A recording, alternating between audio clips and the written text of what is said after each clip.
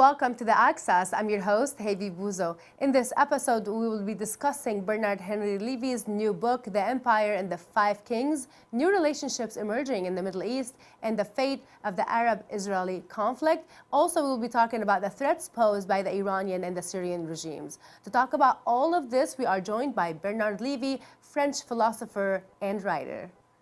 Thank you so much for joining us today. I appreciate your time on your visit to Washington, D.C. Thank you.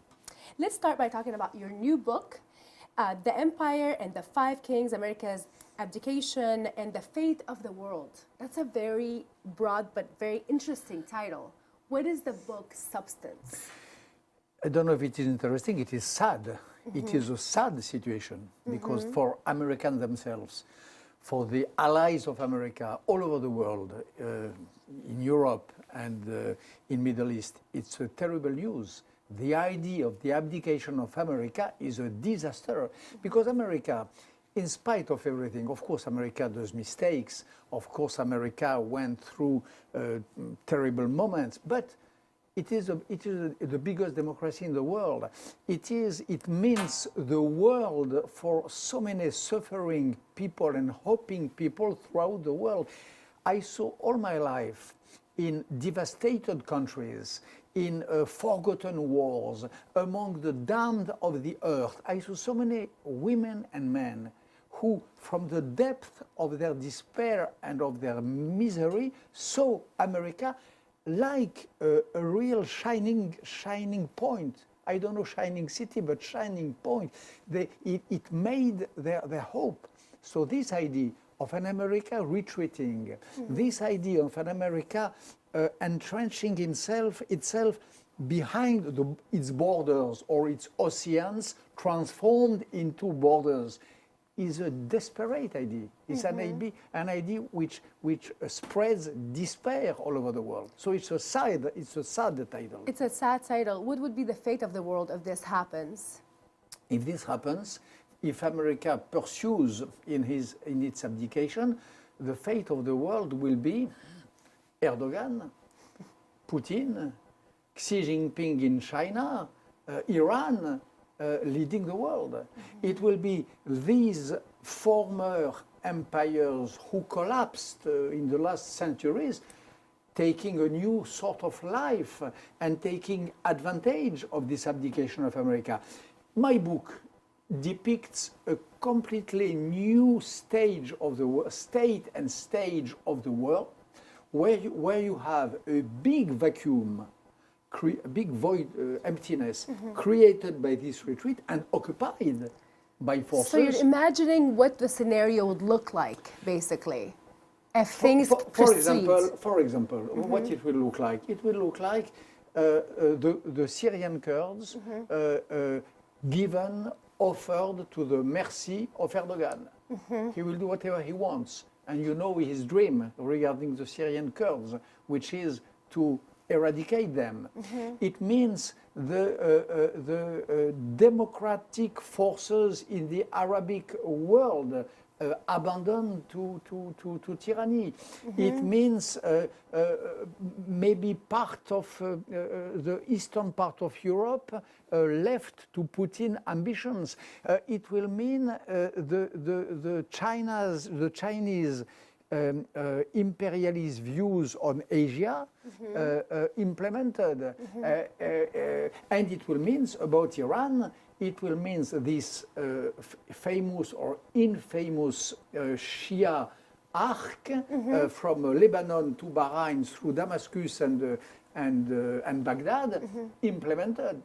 On one hand, Trump is saying that Iran is his enemy, and on the other hand, he extends to Iran the dream of the... He's offering Iran how? By pulling out of Syria? By pulling out of Syria, by abandoning the Peshmerga, the Kurds of Iraq, by letting Kirkuk with its oil fields getting in the hands of the Shia paramilitary militias of Iran. So what will happen? These bad guys, these authoritarian regimes taking power. in their respective areas. Okay. You basically think or see Trump as the other side of Obama. I see, alas, that there is a continuity on this regard. That's why my book does not address this part or that part of the political spectrum in America or in the West. It addresses anyone who is committed to the liberal and democratic ideas. Yeah. Because on this regard, there is a continuity between Obama and Trump. Isolationism? Yeah, and breaking links with Europe, and also, look, you are speaking about Syria. Remember what happened in end of August 2013, when President Obama, and I admired him a lot, I did admire him, but not this time. He drew a red line. He said, if Bashar al-Assad crosses the red line of the use of chemical weaponry against the civilians, then I will intervene, and I will act, and I will punish. Bashar al-Assad did cross the line. Barack Obama made a tour in the garden of the White House. I don't know what he did in between. He came back and he said, okay, I will not punish, I will not act. So there is a process here, in the example of Syria, a process of loss of credibility, of loss of commitment with the American creed that started with Obama and which ends, I hope in the end, I hope it will go reverse now with Donald Trump. Exactly. I'm not sure if you're aware, but when the Arab Spring started, many people who are conspiracy theorists in the Middle East started saying that this is the philosophy and ideas of somebody like Bernard Levy. What do you answer to these people, and what are your views on what happened in the Middle East, and especially when the Arab Spring started, it was a philosophy and the view of the universal values of enlightenment. It was the strong, pure desire for freedom and for democracy stemming from the very deep society of this country.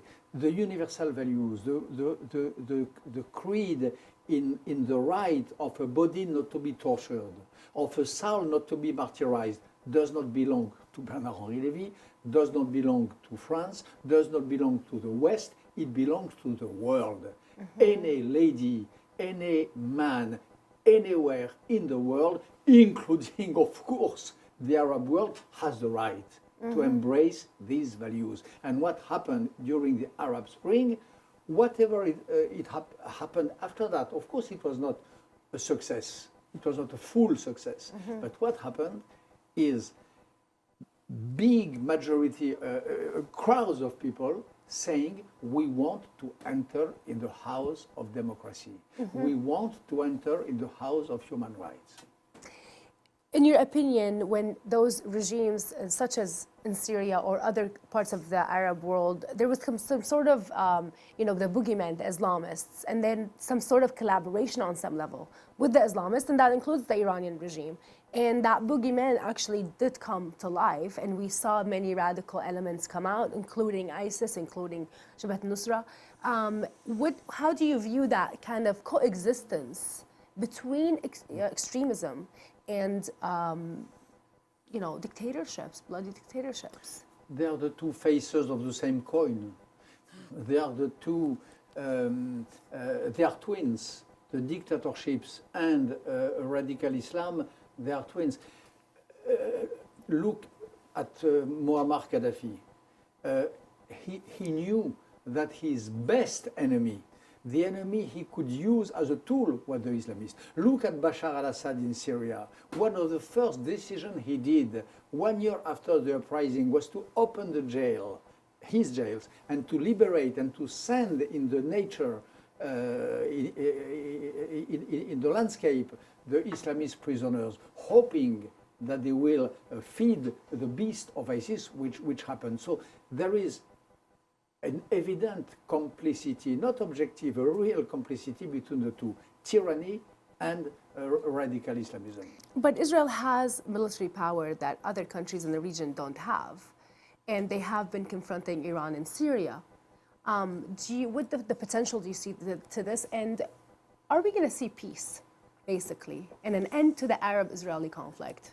This is my biggest hope, and I had this hope since my youth. I was part of all the initiatives of peace possible since 40 years. I believe that we are reaching to maybe a possible point, but there will be no peace if there is not also an agreement with the Palestinians. And there will be no peace if there is not, as it is due to them, it is their right, a Palestinian state living peacefully and in security close to Israel.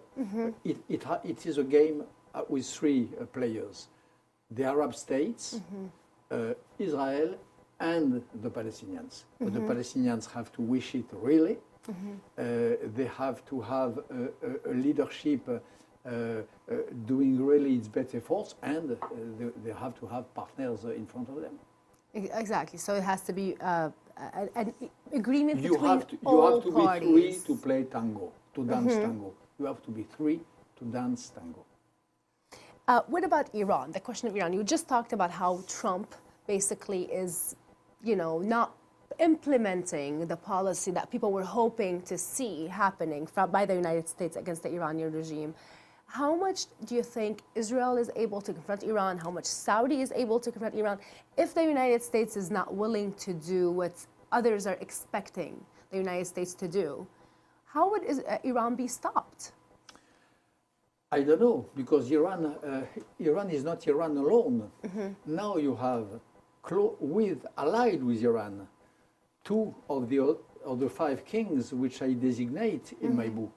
You have Erdogan and you have Putin. You had recently a photo of Erdogan, Putin, and Khamenei, or if not Khamenei, maybe Rouhani. Yes, Rouhani. Together in the same conference. This is an axis. Yes. This is a danger. This is a counterforce, and I'm not sure that without America, Saudi Arabia and its allies are able to face this axis, this force. Putin has Russia is a zombie state with a declining demography and with a weak economy. But there is a will. There is a will for empire. There is a will, an imperialist will by Putin. By Putin. This is a real danger. And they are supporting Iran. And they will do all their best to provide Iran what Iran needs in terms of money. Look at what happened, for example, when in last August, this is in the book, in the Empire of the Five Kings, in last August, where you had the currency crisis in Turkey, when the Erdogan was at the edge of collapsing because of his own craziness. Okay, who brought billions of dollars to rescue Erdogan? Qatar. Qatar. Which means in a way Iran, which means in a way Russia. So you had an axis and a shield of protection around Erdogan, which was provided by Iran, by Russia, and by the portfolio of money, the Qatar. Qatar, yes. Who delivered the money. Who delivers the money. There is a problem in the United States, if I can come back here. Some people view it as a problem when we talk about the extreme far right and far left. Now we have people like Bernie Sanders. There's new people in the Congress who represent this kind of far left, who stand up for values that everybody loves to see implemented. But at the same time, they end up supporting dictatorships like Maduro, like the Iranian regime, like Putin, which is completely the opposite of what they're trying to advocate for. What is going on in this genre that we're seeing growing in the United States? They are not advocating for the values of, you say, they are advocating for this extreme left. Is exactly that, like the extreme right. Again, they are twins. They are the two wings of the same populist dinosaur. Dinosaur. Yeah. And they are pleading for tyranny. As you say, look about Venezuela, look the alliance with Iran, and so on. And the most annoying aspect of the situation of today in America is that you have in America the most stupid right ever, and you have the most stupid left ever at the same time. And this is very annoying. What has to be hoped now is the courage of moderation, of centrism, and of wisdom to prevail. This is a real target against these two bad twins who are, for example, Sanders, and Donald Trump. So again, in the Republicans, you have great people like Senator Lindsey Graham, or like the daughter of the late John McCain, and many others. You have a lot. Senator Schumer, who is a great supporter of the Kurds, and so on. You have these people. And you have on the Democrat side also some great people. So my hope is that the two gather in a way, at least around the same creed and body of values who made America and who will make America really great again, like in the terms of Donald Trump. Because Donald Trump is making America small again, and Bernie Sanders will make it as small as Donald Trump. Smaller so and closer to Putin. Yeah, of course, both of them. Like Putin. The real, what I say in my book is that between Sanders and Putin, you have one, between Sanders and Trump, you have one common program, which is this indulgence towards someone like Putin. Like Putin. Of course. I mean, I would love to have you more. This would go on for a long time, but I know you have a very tight schedule today. Thank you so much for coming on with us, and I would love to have you in the future. Next time. Thank you. Thank you.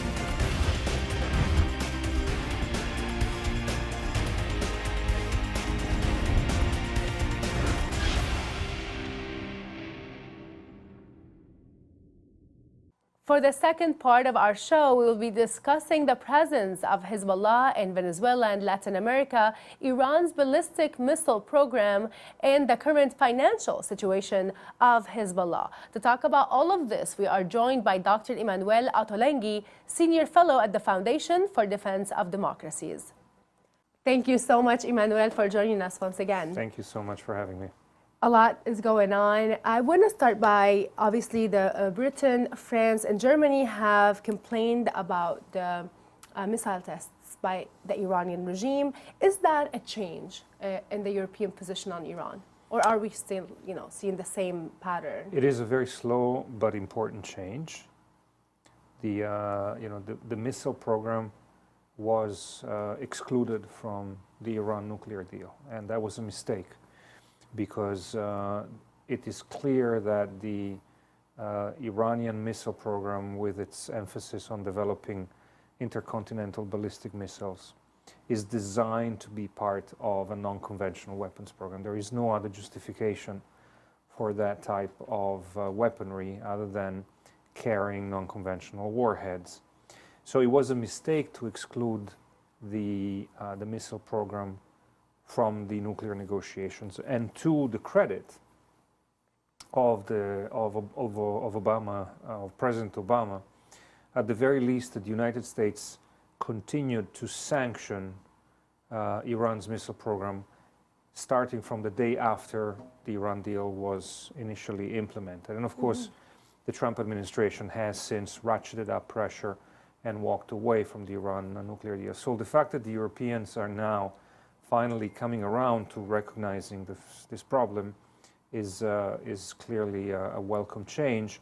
One would hope that they're ready to significantly increase the pressure, because Iran will continue to try and procure technology for its missile program, and its preferred market for shopping is Europe. Isn't it paradoxical, though, that they keep complaining about the missile program while they want to, lift the sanctions and continue trying to somehow, save the nuclear deal? Well, I mean, in theory, the European answer will be, look, we believe that the nuclear program is the best safeguard against nuclear proliferation from Iran, and we trust our export control system to ensure that the Iranians only buy legitimate products from us. But we know from experience from the past when Iran was violating sanctions and proliferating before the nuclear deal, that they were successful in buying forbidden technology from European suppliers, which means that the Europeans should be a lot more careful in pursuing trade with Iran for precisely that reason. Now Britain is trying to also designate Hezbollah in its military wing and civilian wing as an extremist terrorist group. Do you think this is going to pass in the British Parliament? I think so. I think the Prime Minister will obviously carry her party, and there will be people from the Labour Party who may defect, and also the 9 MPs that abandoned the Labour Party in recent weeks. So I don't think it's going to be an issue in Parliament. It's very good that the British government has taken this step. Hezbollah has been involved as an accomplice to war crimes in Syria for many years, being the proxy of the Iranian regime and the defender of the Assad regime in their war crimes there. And so it's long overdue that the organization as a whole is targeted. Now I want to go to Venezuela a little bit. What's the degree of a relationship is there between the regime of Maduro and Hezbollah? The Maduro regime, and before it the Chavez regime, developed over the course of the past 2 decades extensive relations with Iran and opened the door to Hezbollah as well. Now there is a small but prosperous Lebanese Shia community in Venezuela, much like there is one in Colombia, in Panama, and other places of Latin America. And very much like those other places in Venezuela, a significant part of that community has been lending a hand to Hezbollah's activities, mainly in the field of trade-based money laundering. But beyond that, the regime in Venezuela has developed extensive relations with Iran and with Hezbollah, facilitating the entry into Latin America of operatives from both Iran and Hezbollah, providing them with genuine Venezuelan passports that have allowed these individuals, these operatives, to then travel across the continent without the need of a visa, because once you have a citizenship from one of the Mercosur countries, which is a group of Latin American countries, then you're free to travel without a visa. So it has given them mobility, the ability to build networks across Latin America. Iran has used Venezuela for sanction evasion and money laundering purposes. And Hezbollah in that part of the world has been extremely active, cooperating in Venezuela with the government, with the regime of Maduro, in moving cocaine, large amounts of cocaine, towards the United States, Europe, and beyond, and also laundering back the revenues from the sales of the drugs. So the possibility that Maduro may fall and be removed from power is obviously a great concern, both in Tehran and in the Dahia neighborhood of Beirut, because it is very possible that the government of President Guaido, as it transitions to democracy, will hold Maduro's regime accountable, will go after those facilitating the drug traffic, and will also look into the potential cooperation and facilitation of terrorist activities in Latin America by the Maduro regime. Clearly, some of the actors inside the Maduro regime who are very prominent in propping up the regime and its illicit activities, also have cultivated those relations. 2 people come to mind. One is Tariq al-Aissami, who was briefly a vice president, and now is a minister. And al-Aissami was sanctioned by the United States under the Kingpin Act. And he's originally from Syria. He is, and he was very much the point man in managing that relationship with Hezbollah. Tariq al-Aissami is currently thought to be the man in charge of plundering gold from Venezuela and arranging for its shipment to Turkey, where the gold is being further refined and then possibly sold on to other buyers, including potentially Iran. So clearly that relationship is important. It yields a lot of revenue for the regime, and it is Tariq al-Aissami who's in charge of it. Another important figure in the regime is Ghazi Atif Nassereddin, who was very much in charge of the passport scheme that Venezuela ran through its Middle Eastern embassies in the past decade. He himself served time as a diplomat in Damascus at the Venezuelan embassy. He was sanctioned in 2008 by the United States. He's wanted by the FBI, and he sits still very comfortably in Caracas. He runs actually a think tank, if you want to call it that way, his own research center, which is very much a cover to bring in Hezbollah members of parliament, operatives, academics, so-called, and so on. And it allows for traffic between peoples of influence in that organization to come in and out of Venezuela. So clearly, if the Maduro regime goes, these people will have to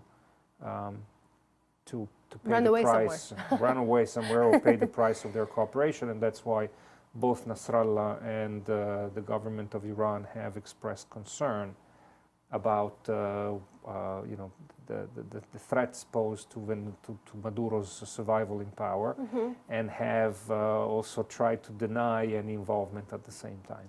There is also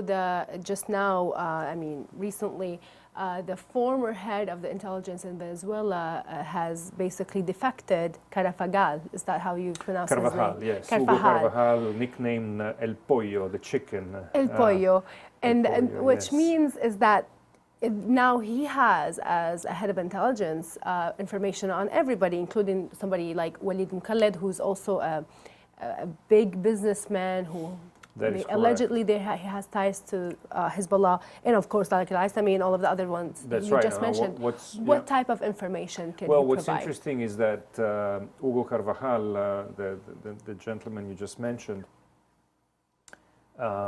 there is an indictment against him in the United States for drug trafficking. Now, when he defected, sort of claimed that he was involved in these types of activities because he was, so to speak, undercover investigating exactly what was going on, which is hard to believe, but I'm sure that the price of getting the former head of intelligence to switch sides may be worth an amnesty, certainly for the Venezuelan government and perhaps for the Colombians who may have brokered this defection. I have no insight as to whether the United States will go along with it. But this is the point. The point is that these prominent figures, I mentioned Tariq al-Aissami being indicted for drug trafficking, Carvajal and Walid Mukalled Garcia as well, another figure in the regime who was captured in Colombia, and unfortunately the Obama administration did not push hard enough to get him extradited to the United States, so that opportunity was lost. But all of these people spent a decade moving cocaine and working out deals with Hezbollah to launder the money back to Venezuela. So clearly these are people who have vast knowledge of the dealings between the Maduro regime and these Middle Eastern actors. And if the time comes for them to have to trade this intelligence in exchange for, impunity for their past crimes, for keeping some of the stolen goods to have a happy life thereafter, I think they're going to give the evidence away. And so it will be very interesting to see what happens when hopefully the Maduro regime collapses and the legitimate transitional government takes over Caracas, whether these very interesting files will start emerging from the shadows. You mentioned earlier, before we started recording, that Nicaragua, Bolivia, obviously Cuba, are states that are going to be supporting the Maduro regime. How much could they do, and are they also in bed with Hezbollah?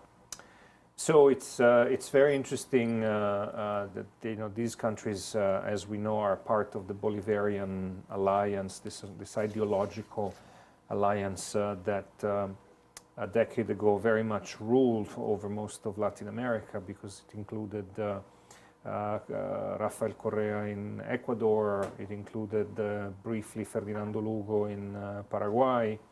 It included Cristina Fernandez de Kirchner in Argentina, clearly Lula and Dilma Rousseff in Brazil. So you had most of Latin America really very much aligned with Venezuela, looking at Chavez as this new sort of 21st century version of the Che Guevara and Fidel Castro. Most of these countries have sort of reverted to normalcy and have now moderate or left or right of center presidents who reject Castro-Chavismo.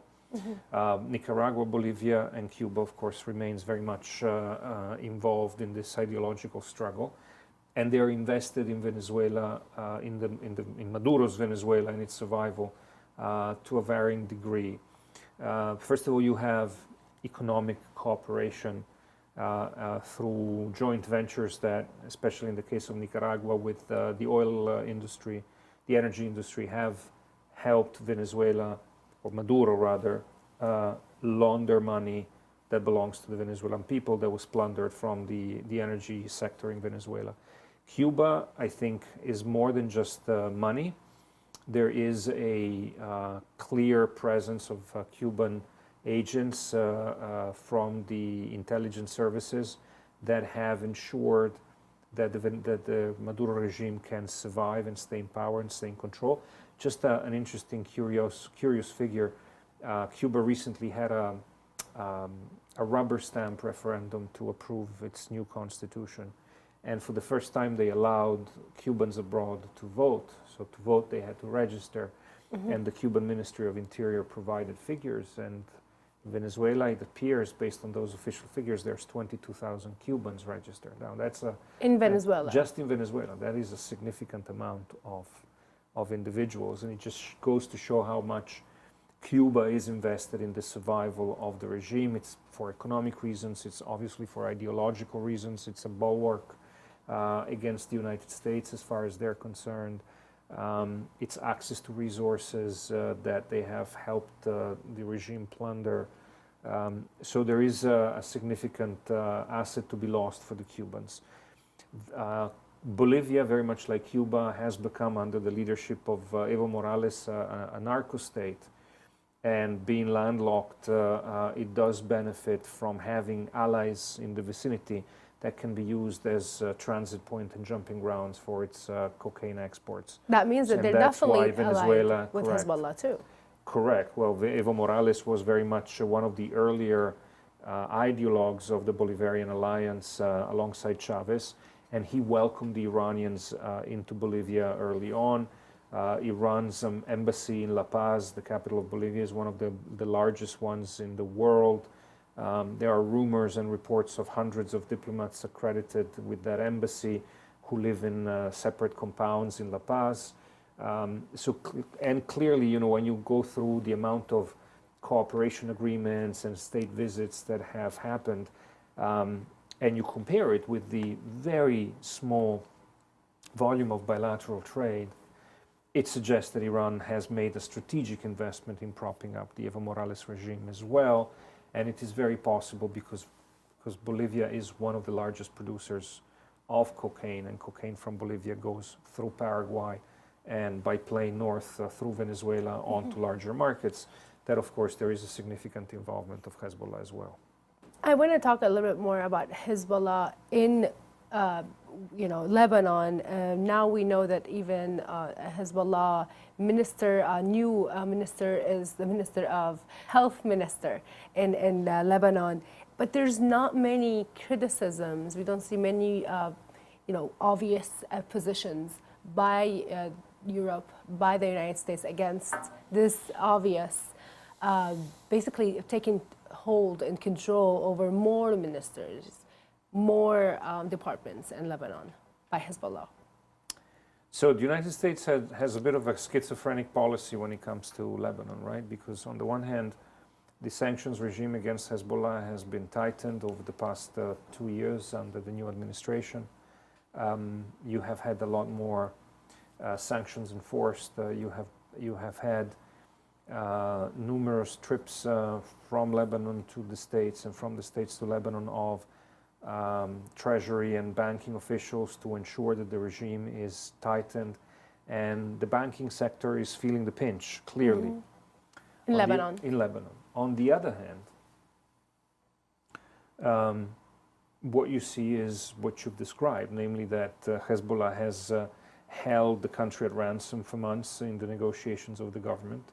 It has managed to pretty much impose the government that it wanted, with significant gains for its own party in parliament in terms of ministries. But the United States is invested in propping up institutions in Lebanon which it believes are somehow or can somehow be insulated from Hezbollah, and the army is one of them. And so the United States, on the one hand, is pressuring Lebanon with sanctions and pressuring Hezbollah with sanctions. On the other hand, the United States is propping up specific players within the Lebanese institutional horizon in the belief, mistaken I think, that you can somehow keep them separate from Hezbollah. Like a Like supplying army. Exactly. Correct. I was going to ask about that. Correct.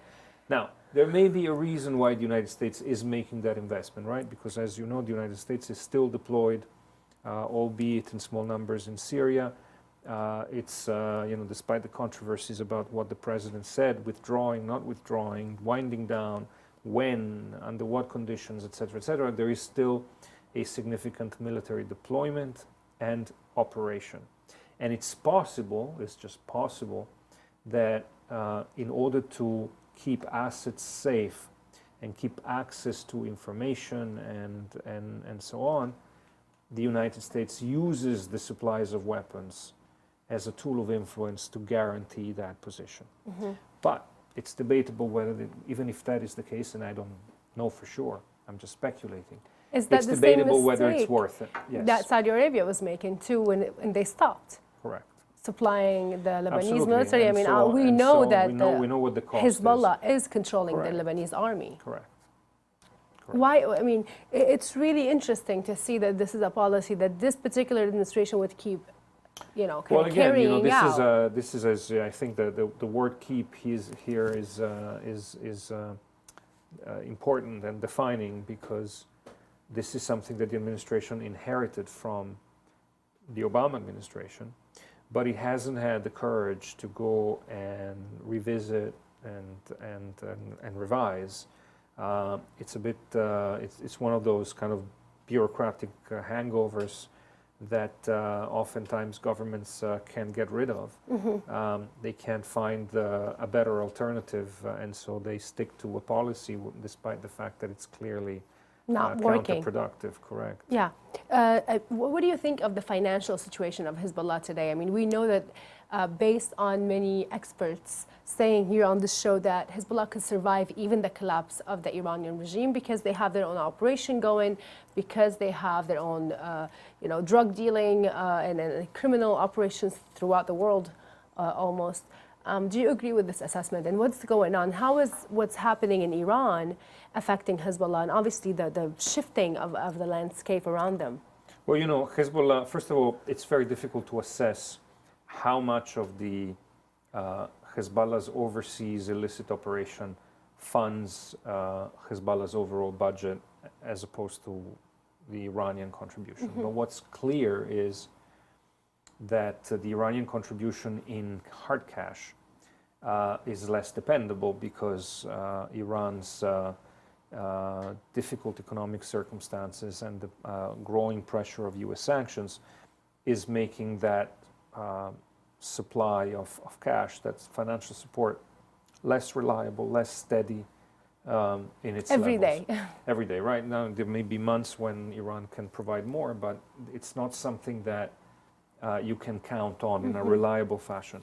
So that creates a push for Hezbollah to invest more in its illicit activities, right? So, from the production of Captagon in Lebanon that gets exported all over Europe and Asia, to the cocaine trafficking networks from Latin America, to the human trafficking networks that were exposed in West Africa. All of these things will continue.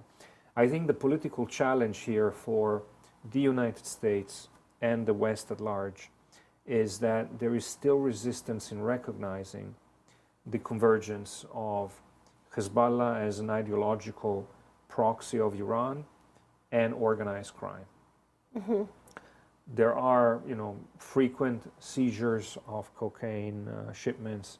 There are criminal actions against networks that are probably tied to Hezbollah, and those actions are both disruptive and successful. But you don't yet see governments openly, explicitly recognizing that these criminal networks are feeding into Hezbollah's money machine. And you don't see the kind of cooperation you would expect between law enforcement and intel agencies once that connection is recognized. So I think that we're still a long way to go. If Western governments could much more effectively disrupt the lines of funding for Hezbollah that come from these illicit activities, combined with the pressure on Iran from sanctions, you would see Hezbollah's funding dry up from both directions, and then a real crisis would ensue. Do you believe the rumors about the health of Hassan Nasrallah? Listen, nobody lives forever, but I am not particularly,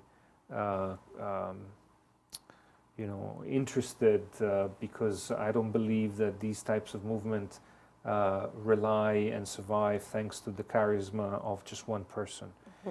There is a whole underlying ideology, and the Hezbollah organizational structure has been very successful over 4 decades in indoctrinating new generations and bringing and raising sort of supporters, not just in Lebanon but also among Shia communities overseas. So, if Nasrallah were to leave this world whenever he does, I am sure that the party and the ideology can survive. The real challenge is not whether Nasrallah is alive today or tomorrow. The challenge is whether they can continue to exercise their influence over Lebanon thanks to Iran's support, thanks to access to resources, or whether their power can be curtailed and cut down to size by the amount of coordinated global pressure against their financial operations, against their networks, against their propaganda machine, and so on. Also, before the show, you told me about a case against Hezbollah in Florida. What type of case is it? What are we talking about here in terms of Hezbollah in the United States? So, without going too much into details, because the case is still being investigated. It's nearing the sentencing time, so, but it's still not concluded. So I don't want to get too much into it. But basically, we are talking about networks, large networks, all over the United States, because this happens to be in Florida, and in Florida there are hundreds of companies involved, small companies involved in not just in this case, which has a handful of companies linked, but other cases as well. Hundreds of companies in Florida, and then you have companies in other places, whether it be New York or California or other states that are engaged in trade, most of it of electronics, although other products as well are sometimes used. And this trade is really a cover for moving funds. The funds are from illicit activities, mostly drugs. And the businesses in the United States are being used to launder the funds and to move money around. Some of that money eventually ends up in the coffers of Hezbollah. So this is not just a criminal racketeering organization working with cartels in Latin America to launder drug money and make and become rich out of it. It is all of that, and it finances terrorism. We also heard about some operatives from Hezbollah trying to sneak in from our southern borders. Is that something to be concerned about, especially if we're talking about maybe a collapse of their financial system and drug dealing operations in South America? Look, I think that the concerns about the southern border are legitimate. the fact that this wave of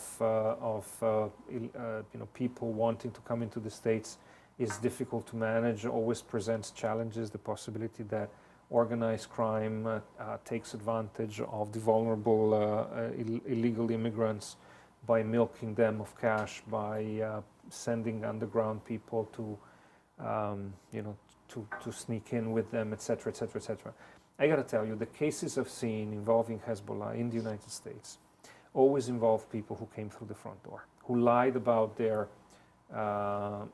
immigration. And so, one of the case I mentioned to you about in Miami, one of the individuals involved in that case is being done in, among other things, on immigration fraud. Okay, and why is that? Because if Hezbollah needs people to live permanently in the United States, to conduct businesses, to conduct, potentially provide logistical support for operations, to conduct surveillance operations and so on, to procure materials that can be used as explosives, etc., etc. It is better to be done, it's safer to be done by people who are here legally. And that's what they prize. There are some cases that are now in the public domain where the culprits, the Hezbollah agents, clearly confessed, stated it explicitly, that the organization encouraged them to apply for a green card and, if possible, to get a passport. Because that way their ability to move freely and conduct operations on behalf of Hezbollah is enhanced. So they prefer legal to illegal. Exactly. Lastly, I want to ask you about what happened with Zarif basically resigning, and there was some funny videos of his last interview. He was with a journalist, and then there's other people sitting in the room, and there was like some funny skits of things he said, and it doesn't seem that the facade that the Iranian regime was trying to put on that basically worked for them during the Obama time is working anymore. But is that why Rouhani Zarif tried to resign and Rouhani rejected his resignation? Look, it's possible that it is an attempt by Zarif to bolster his influence, right? Because now we know that the Rouhani government is saying they don't want to accept the resignation. A group of members of the Majlis, the Iranian parliament, have come out with a letter signed by over 100 people asking for him not to go, etc., etc., etc. So it's not possible, to go where? Not to leave, not to resign, not to resign. So it's possible that this is not the end of the story. Zarif was the liar-in-chief for the regime, and certainly I think it would be a mistake for the Iranian regime to get rid of him or to let him go, because he's been extremely effective at cultivating a coterie of admirers and supporters and apologists of Iran and its policies in the West, here in the United States. It definitely worked with John Kerry. It worked with a lot of people, but you know what? I think we should be a little less focused on Zarif, just like the issue of Nasrallah. There may be more effective spokespeople of the regime and less effective ones. Zarif was definitely a very effective one, but the regime survives. It's not conditional upon the skillfulness of its spokespeople or its ministers. If Zarif goes, there will be others to fulfill that role, and we need to really focus on whether this regime continues to govern and to be functional, or whether there are ways to push this regime to the margins and to make it more vulnerable to pressure. Exactly. I want to thank you so much, Emanuele. It's always a pleasure to have you. Thank you for having me again. That was it for tonight's episode. Thank you for watching. Good night.